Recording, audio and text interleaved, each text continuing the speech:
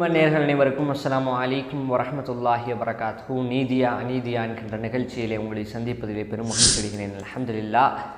இன்றைக்கு சுதந்திர தின விழாவினுடைய சிறப்பு நிகழ்ச்சியாக இஸ்லாமியர்கள் இந்த சுதந்திர போராட்டத்திற்காக எந்த அளவுக்கு பங்களிப்புகளை கொடுத்திருக்கின்றார்கள், எவ்வளவு போராடி இருக்கின்றார்கள் என்பதையெல்லாம் குறித்து பேசுவதற்காக சிறப்பு விருந்தினராக ஷேக் மன்சூர் அலி தாவூதி அவர்கள் எம்மோடு இணைந்திருக்கின்றார்கள். இன்ஷா அல்லாஹ் நிகழ்ச்சிக்குள்ளே செல்வோம். அஸ்ஸலாமு அலைக்கும். வலைக்கும் அஸ்ஸலாம் வரஹ்மத்துல்லாஹி வபரகாத்துஹு. சுதந்திர தின விழாவினுடைய ஒரு சிறப்பு நிகழ்ச்சியில் உங்களை அழைச்சதுக்கு கோம்லிமன் சார்பாக பெரும் மகிழ்ச்சி அடைகிறோம். ஜஸாக்கும் ஆஹிரா. நீங்கள் போயிட்ட உடனே எங்களுக்காக இந்த நிகழ்ச்சி உடனடியாக ஏற்பாடு செய்து எங்களுக்காக நீங்கள் கொடுத்துருக்கீங்க. சரிங்க மேம், இப்போது நம்ம கேள்விக்குள்ளே செல்லலாம் அப்படின்னு சொல்லி ஆசைப்பட்றேன். இப்போ சுதந்திர போராட்டத்தில் இஸ்லாமியர்களுடைய பங்களிப்பு எந்த அளவுக்கு மேம் இருந்துச்சு? அல்ஹம்துலில்லாஹ். சகோதரர் அனஸ் அவர்கள் மிக அழகான கேள்வி கேட்டார்கள். அதாவது இந்த நேரத்தில் இந்திய விடுதலை போரில் முஸ்லிம்களுடைய பங்களிப்பு எந்த அளவுக்கு என்று கட்டாயமாக பேசியாக வேண்டும். காரணம் என்னவென்று சொன்னால், இந்திய சுதந்திரத்திற்காக வேண்டி போராடிய முஸ்லிம்களுடைய தியாகங்கள் இன்றைய சூழ்நிலையில் ஏறக்குறைய முழுமையாக மறைத்து விட்டார்கள். திட்டமிட்டு மறைத்து முஸ்லிம்களை வேறு விதமாக அந்நியர்கள் என்று பல சந்தர்ப்பங்கள் நம்ம பார்த்துருப்போம். முஸ்லிம்களை தீவிரவாதிகள் என்று அப்படி என்று இப்படி என்று சொல்லிக்கொண்டே வந்தார்கள் திட்டமிட்டு. அதற்கு காரணம் பிறகு நான் சொல்கிறேன். இந்த நேரத்தில் இந்திய சுதந்திரத்திற்காக வேண்டி முஸ்லிம்களுடைய பங்களிப்பு என்ன என்பதை இந்த நாட்டு மக்களுக்கு கொண்டு போய் சேர்ப்பது நம்முடைய கடமையாக இருக்கிறது. சாதாரண தியாகங்கள் செய்யவில்லை. தங்களுடைய உயிரை தியாகம் செய்தார்கள், தங்களுடைய பொருளாதாரத்தை தியாகம் செய்தார்கள், தங்களுடைய கண்ணியத்தை விட்டு கொடுத்தார்கள். அனைத்தையும் விட்டு கொடுத்து வெள்ளையனுக்கு எதிராக நேருக்கு நேர் நின்று போராடினார்கள். அதற்கு எடுத்துக்காட்டு நிறைய சொல்லலாம். நாம் இப்பொழுது இந்த நேரத்தில் 1947 சுதந்திரம் அடைந்தது என்று சொன்னால் 73வது சுதந்திர கொண்டாட்டத்திலே நாம் அமர்ந்திருக்கிறோம். இந்த சுதந்திரம் சாதாரணமான சுதந்திரம் இல்லை. இதற்காக நம்மளுடைய மூதாதையர்கள் எத்தனையோ தியாகங்கள் செய்திருக்கிறார்கள். தங்களுடைய பொருளை துச்சமாக கருதினார்கள்.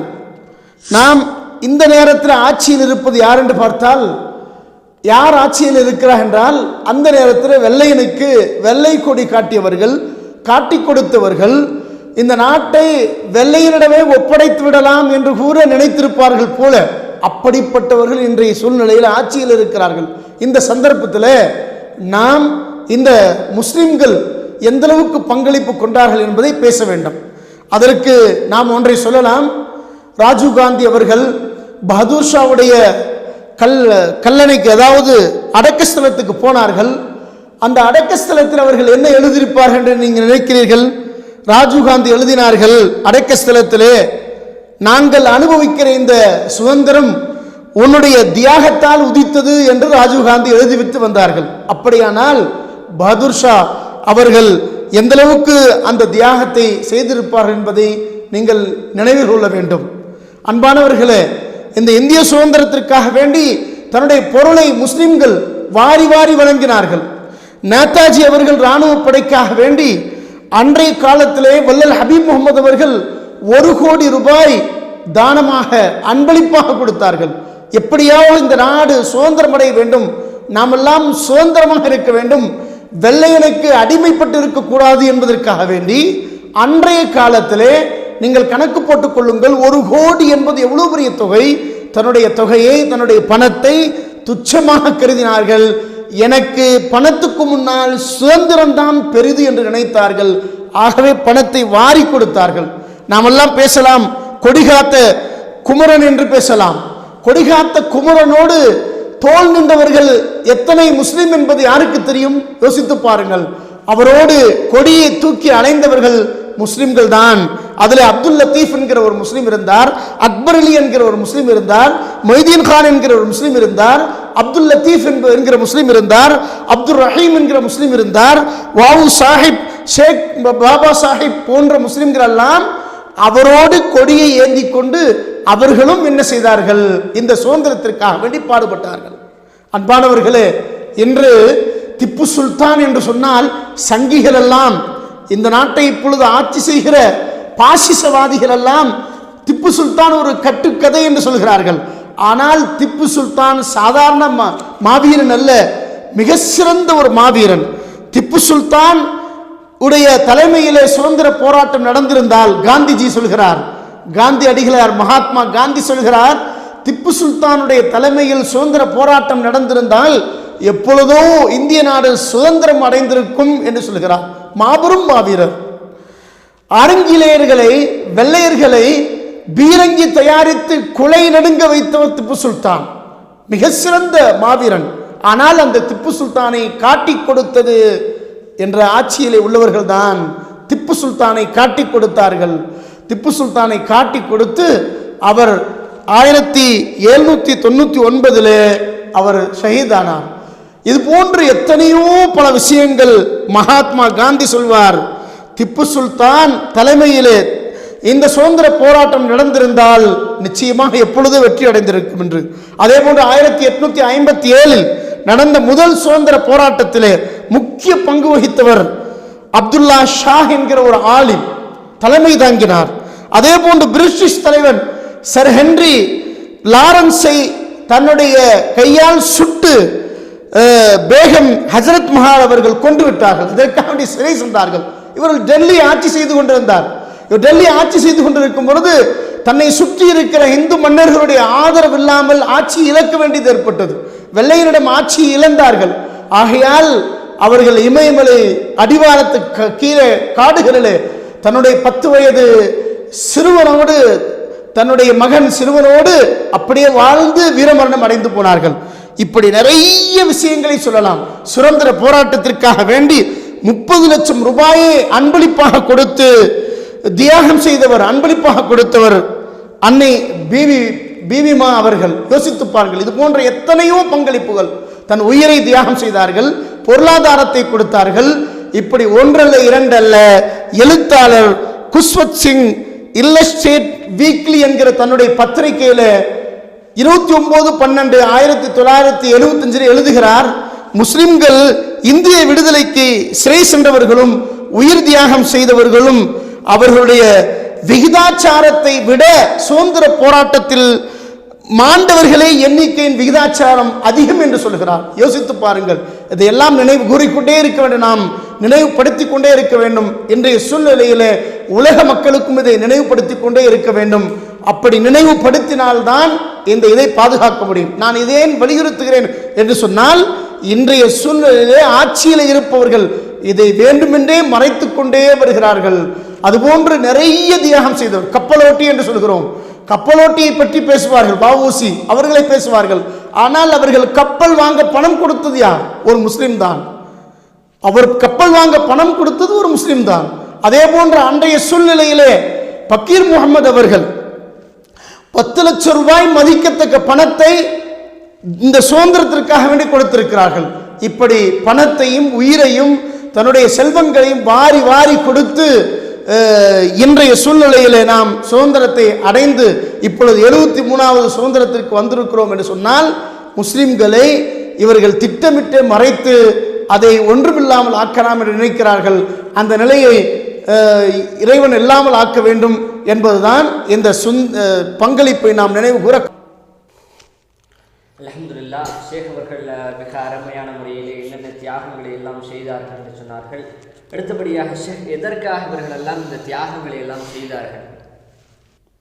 அல்ஹம்துலில்லாஹ், சகோதரர் அனஸ் அவர்கள் கேள்வி கேட்டார்கள், ஏன் முஸ்லிம்கள் இந்த அளவுக்கு சுதந்திர போராட்டத்திலே கலந்து கொண்டார்கள் என்று கேட்டார்கள். மிக அழகான கேள்விதான்.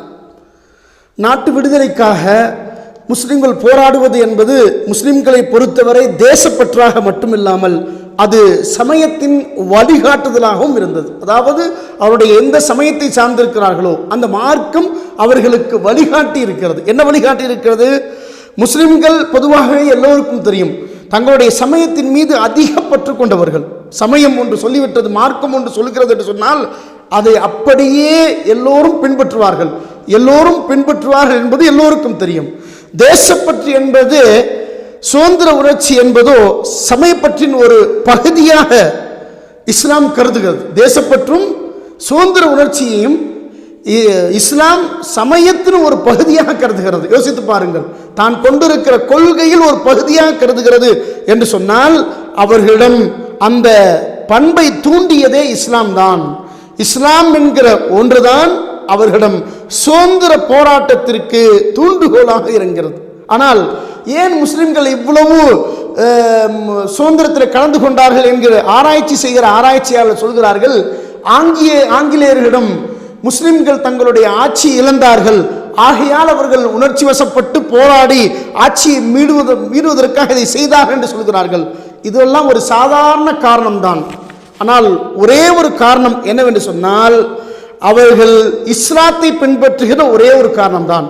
இஸ்லாம் தான் அவர்களை இந்த அளவுக்கு சுதந்திரம் அடைய வேண்டும் என்கிற தாகத்தை கொடுத்தது. காரணம் என்னவென்று சொன்னால், ஒரு முஸ்லிம் இன்னொருவருக்கு அடிமைப்பட்டு இருக்கக்கூடாது என்கிற தத்துவம் கொண்டதுதான் இஸ்லாம். யோசித்து பாருங்கள், இஸ்லாம் சொல்கிறது ஒரு முஸ்லிம் இன்னொருவருக்கு அடிமைப்பட்டு இருக்கக்கூடாது.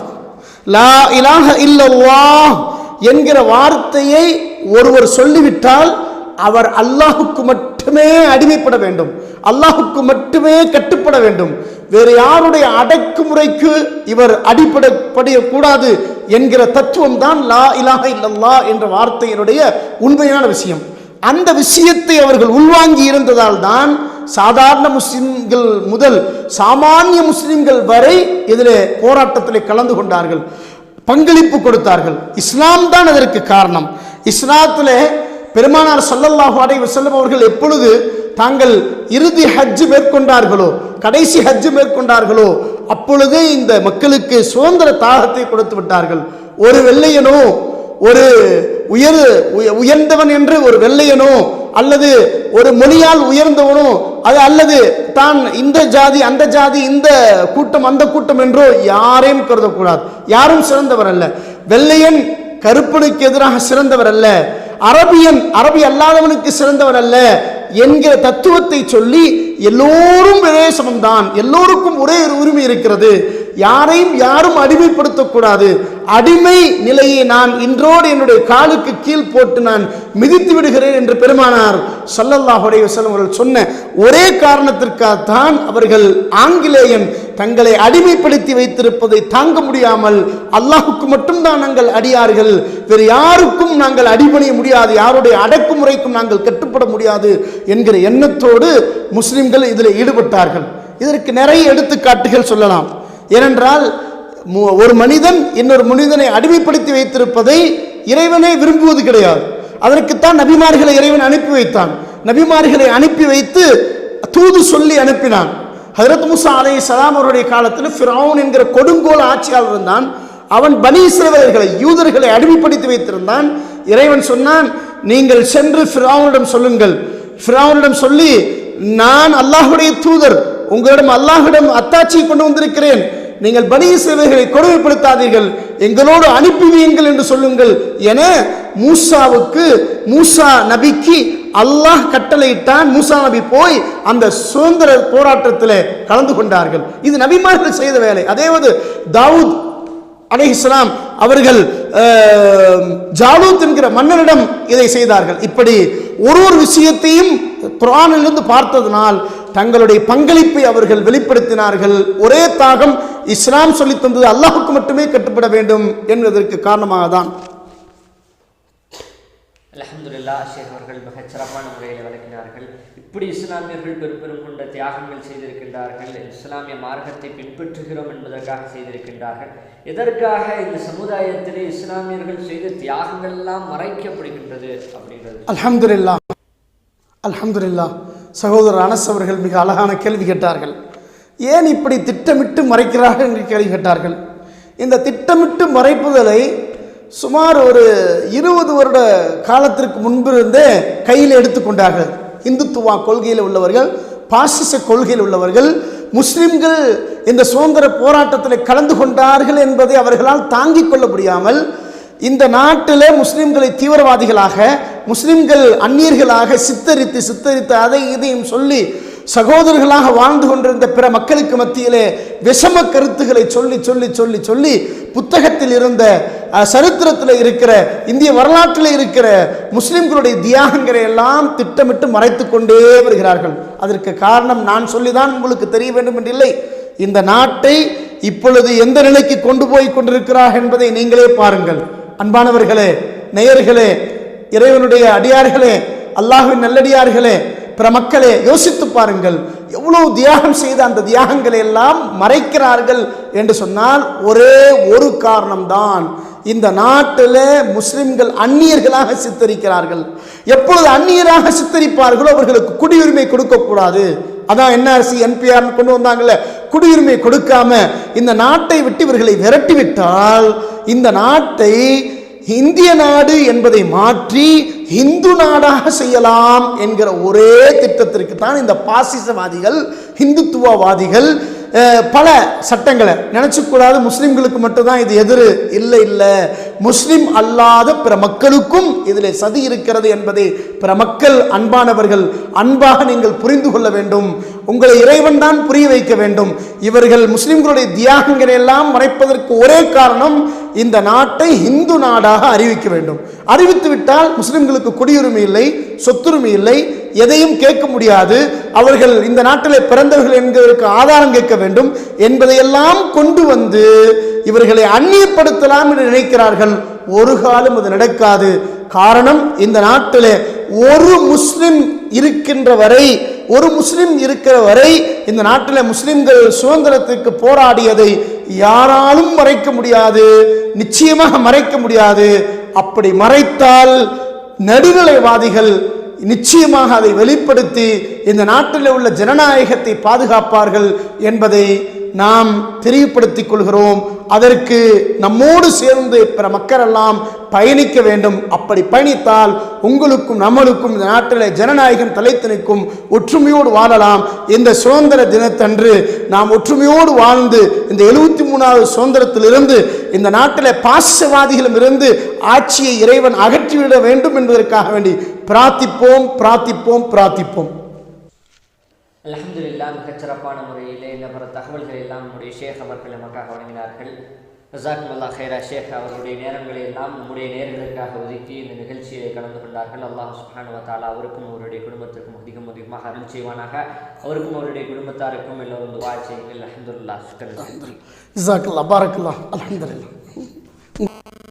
இன்னும் இது போல செய்திகளை தெரிந்து கொள்ள மேலும் குர்ஆன் சுன்னாவளியில் இன்றைய நவீன செய்திகளையும் இது போன்ற செய்திகள் எல்லாம் தெரிந்து கொள்ள எம்முடைய கௌமுல் ஈமான் என்கின்ற யூடியூப் சேனலை சப்ஸ்கிரைப் செய்து கொள்ளுங்கள், லைக் செய்யுங்கள், இது போன்ற விஷயங்களை எல்லாம் ஷேர் செய்யுங்கள். இது நம் மட்டும் பயனடையாமல் மற்றவர்களுக்கும் பயனுள்ளதாக இருக்கும் இன்ஷா அல்லாஹ்.